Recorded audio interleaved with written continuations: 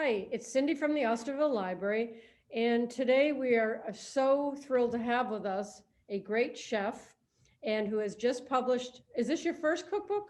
My first cookbook, yep. First cookbook, Lu Matrascia from, you're from Yarmouth, but you've been on the Cape a while. You had a business in Sandwich for a while. Yes, we did. We own Nonna Elena, which was the first Italian grocery shop, specialty store on Cape Cod. I know, that's great. So you know what you're talking about, and I've got a copy of your cookbook here. And as I was saying, I looked through this and I'm very intimidated by cookbooks because I never understand the ingredients. Everything here, I feel like I could do and cook tomorrow and have it be successful. And I'm really Mhm. interested in starting to do some of these. So first, I want to welcome you and thank you for coming on with me today. Thank you. I And I appreciate also, it. I also want to put my name in for a tester for your second cookbook. That was like the first thing I saw in the beginning. So I want to put my name in for that.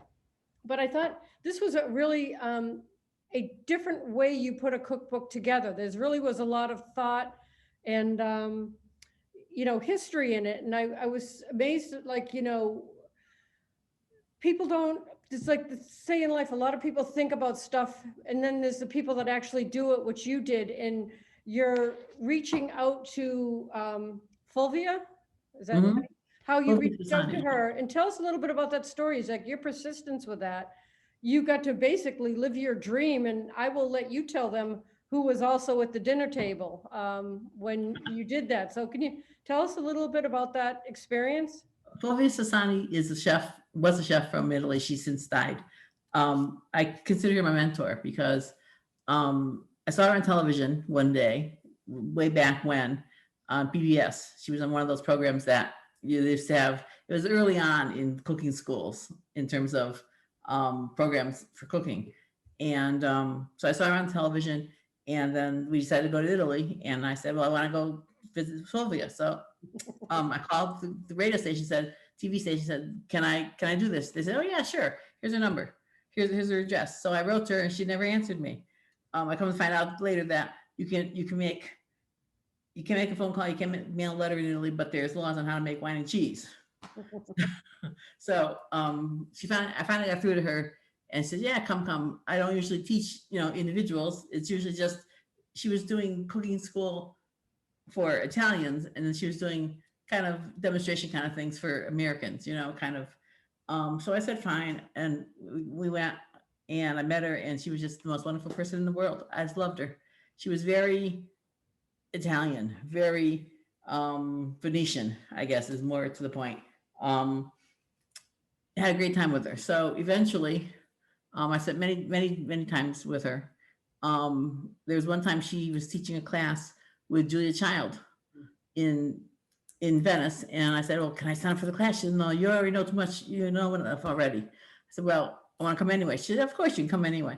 And it's true. I already knew more than she was. There was another one of those, come to Italy and we'll be nice to you and everything is fine. So I took the class with her, and that night they had dinner in Fulvia's dining room, big huge buffet, and Julia was there. So Wow. I got to chat with Julia Child. It was really kind of neat. That's like an amazing, but I mean, that's such a, just like a goals. I know it's a new year and thing and people have goals, and that's such an amazing thing that you had that goal and you were persistent about it and you followed through on it. And, now you've got your own cookbook. And I just really think that's a great story in itself right there. The other part I liked about this book is, the things that you said about things you should know, but don't know. And it's like, I'm one of those Mhm. people that never knows the difference between salted butter and unsalted butter and Right. what's for what. And then I never realized there was a difference in olive oils and things like that. And how you say the ingredients are so important. Do you want to talk to us a little bit about that? Sure. Italian cooking is very simple. If you look at Italian, not Italian American cooking, Italian cooking, just plain Italian from Italy. Um, the issue is you use the very best ingredients you can find because each ingredient shines on its own. At any given time I have like 4 or 5 different kinds of olive oil in my kitchen here.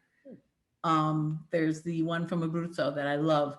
It's pressed the same day the olives are picked.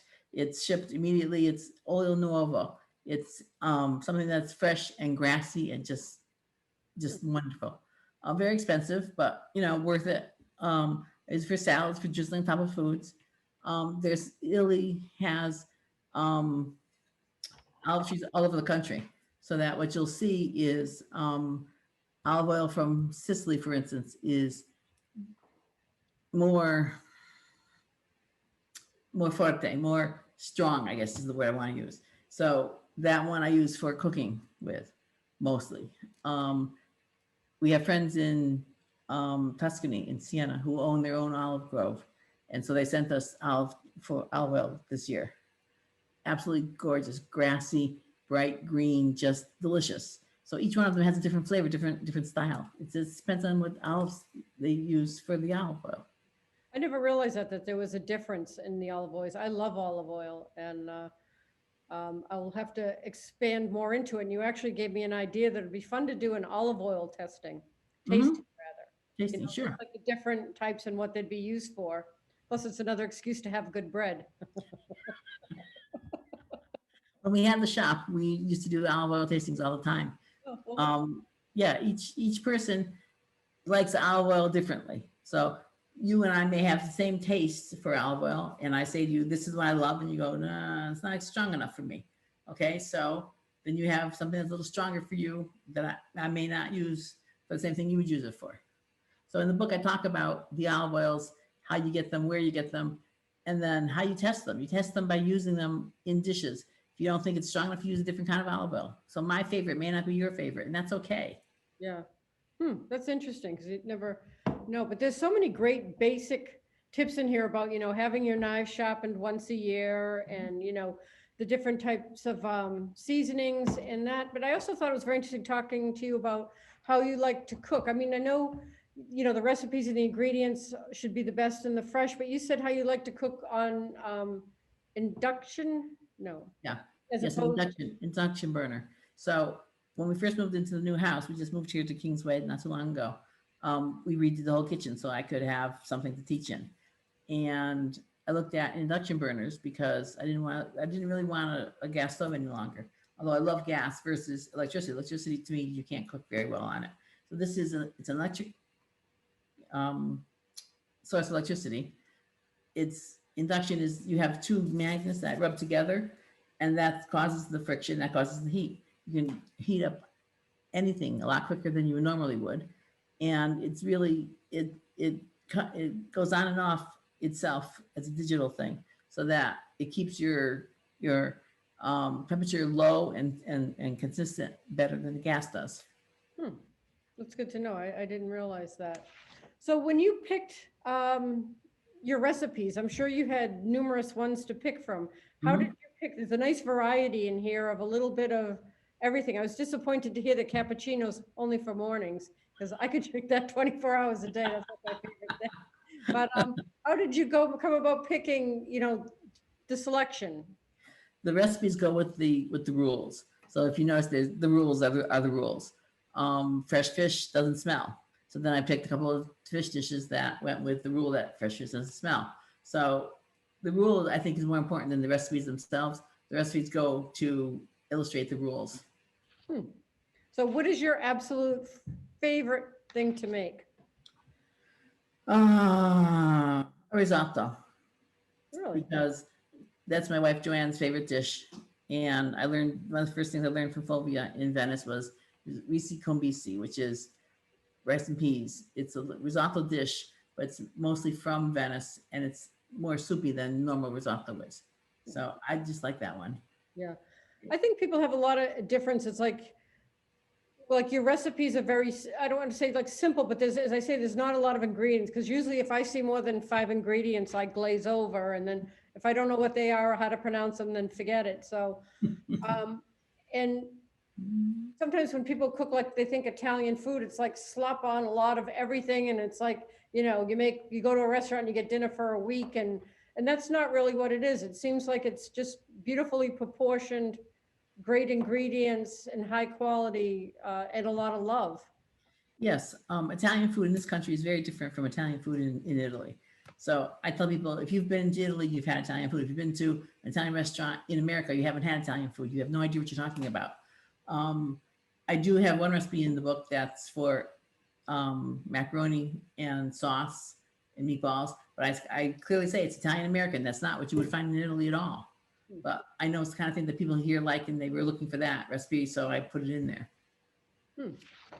So are you gonna, you just said you're doing a school in your house. Are you gonna be able, that's gonna be great when you're able to do that.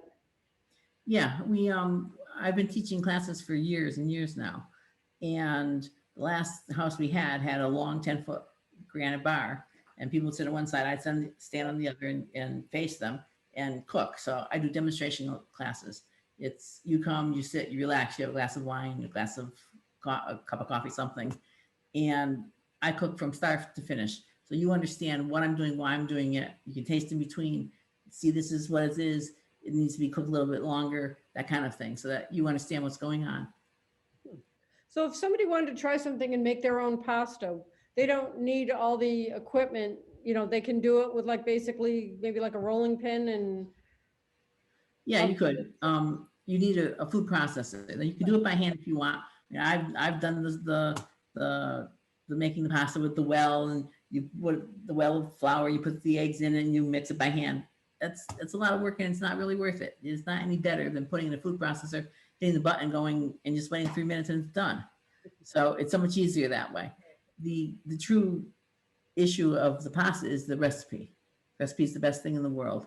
It's one that I adopted from what Fulvia gave me years ago in Venice. It's 1, 1, 1, 1, 1. So 1 cup of flour, 1 egg, 1 tablespoon of olive oil, 1 tablespoon of white wine, and 1 tablespoon of water if you need the water. So you can up and down that depending on how much pasta you really are trying to make. Then after that, you can roll it out with the rolling pin if you wanted to. Well, you know, that's one thing I just love about talking with you about this is everything seems so easy. I mean, and simple, and that I could actually do it, which I'm like totally thrilled about. You know, and I can't wait to start. And you self-published this book yourself, correct? Yes, yes. Yeah, and that must have been a lot of time, and the whole layout and everything, and your pictures, and just show like a picture here, people can see this. That's orecchiette with black rape and sausage. It's a traditional classic from Puglia. It's just one of the best recipes in the book. I love that stuff. Take another picture here, I'm sure, because you mentioned there was, oh, my cappuccino. What is, like, even these beautiful plates? So this is the issue. I have friends who put together an antipasto platter, and they kind of dump everything on a platter, and they go, "Oh, this is an antipasto." It's like, that's not an antipasto. The antipasto looks nice. Right. You have to be able to satisfy people to make it look the way you want it to look before you start eating it. Yeah, it's nice. So do you see, you'll be doing, like, if somebody wanted to get this cookbook, how would they get it? Buy it? You can call me. You can reach me through Nona Elena or Nona Prince on Facebook, or I can give you my phone number. I don't mind. That's all right, I'll put that as part of the video. Okay, fine. And no, that's great, because I think it's a wonderful cookbook. It's great for anybody at any level.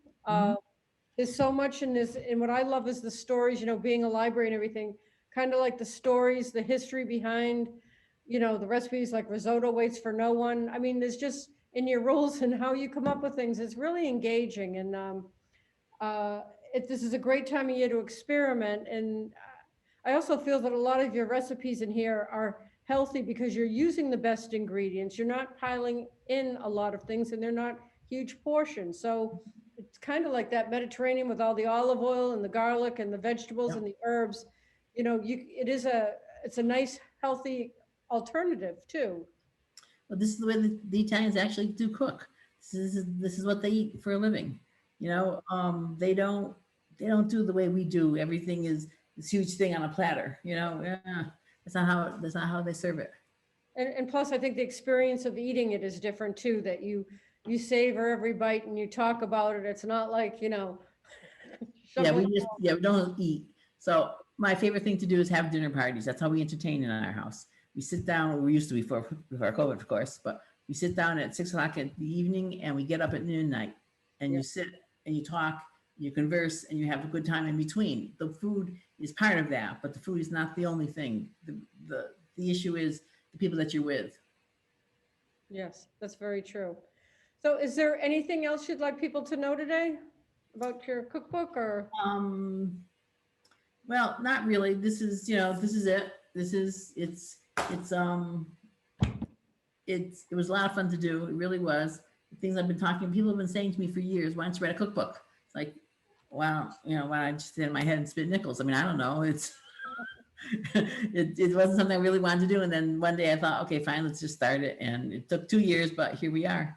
I know, and that's the other thing that I just think admire so much about you is, people have goals at every stage of their lives and things like that, and to do that and to self-publish and all that and complete it and have this great book that is so useful and so informative and it's just so lovely that it's amazing and it's great. And I think you're an inspiration for, doing that and following through. Because as I say, so many people have ideas and things, but you've got this, I did this. And that's something really to be proud of. And I commend you on it. And I hope we can get together again and maybe you can demonstrate a recipe or something like that. Sure. And we'll do a series here because we can go through, take a few rules at a time or something like that and have some fun with it. So Absolutely. Yeah. Understand that I'm retired now. And so it's okay. I have time to do this, but without my wife, Joanne, behind me pushing all the way, no way would this have ever gotten done.